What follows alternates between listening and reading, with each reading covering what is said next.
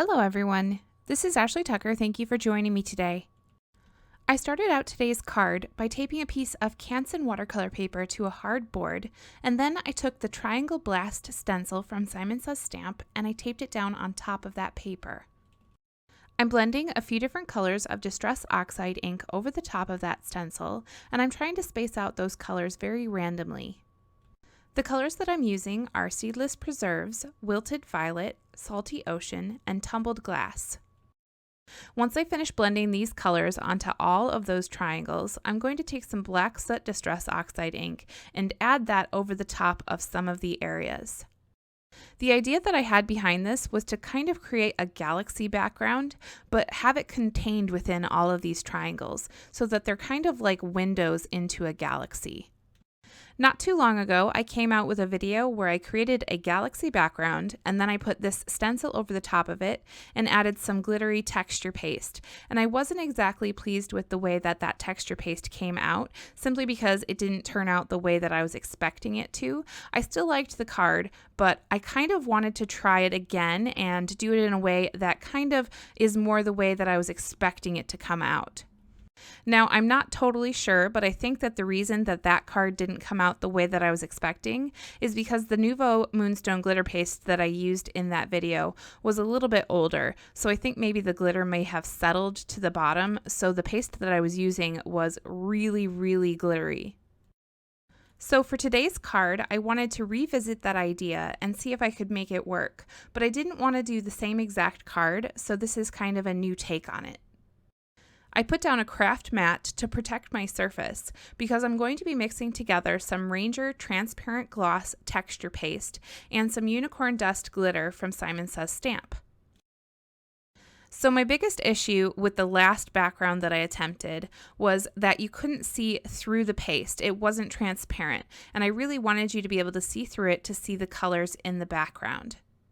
So I knew that this texture paste from Ranger was going to be perfect for that, but I also still wanted it to be very glittery. So I decided to create my own paste by mixing some glitter into this Ranger paste, and this created the perfect look for me. Now it is white as you put it on, but don't worry, as it dries it starts to turn clear. So I removed the stencil from that background and set it aside to dry, and while it was drying I started working on my sentiment.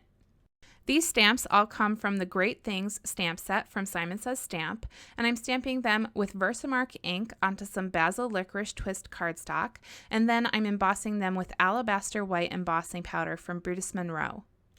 As you probably can tell, I did go over this paper very well with the powder tool before I started the embossing process, so I just wanted to show you that after the embossing is done, I usually take a clean cloth and just go over the paper very well to get any of that excess powder off of the paper so that it's nice and black again.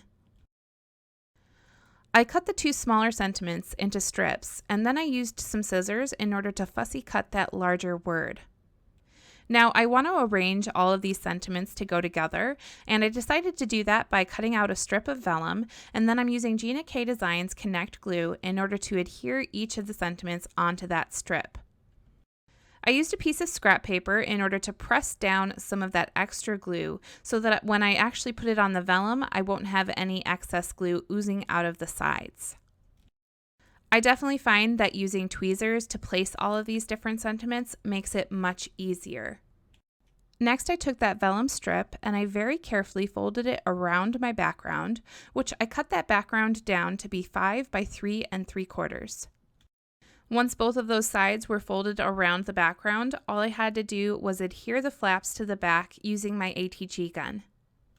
I then took that entire panel and I adhered it onto a panel of Fog cardstock from Simon Says Stamp, and this piece of cardstock is cut to be 5 1/4 by 4. After that, I popped up the entire panel onto an A2 size card base using some foam tape.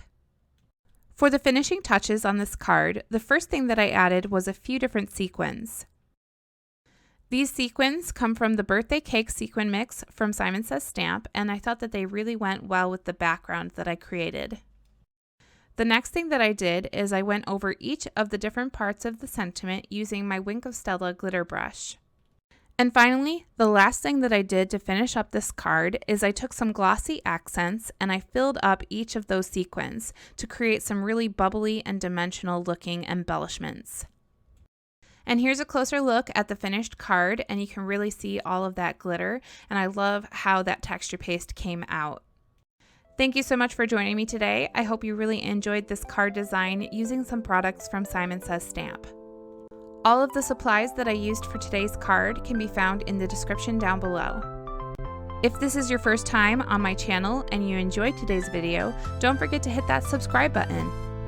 I do new videos every single week, and I'm going to be back with another one really soon. Again, thank you for watching. I really appreciate all of you, and I hope you have a good day today.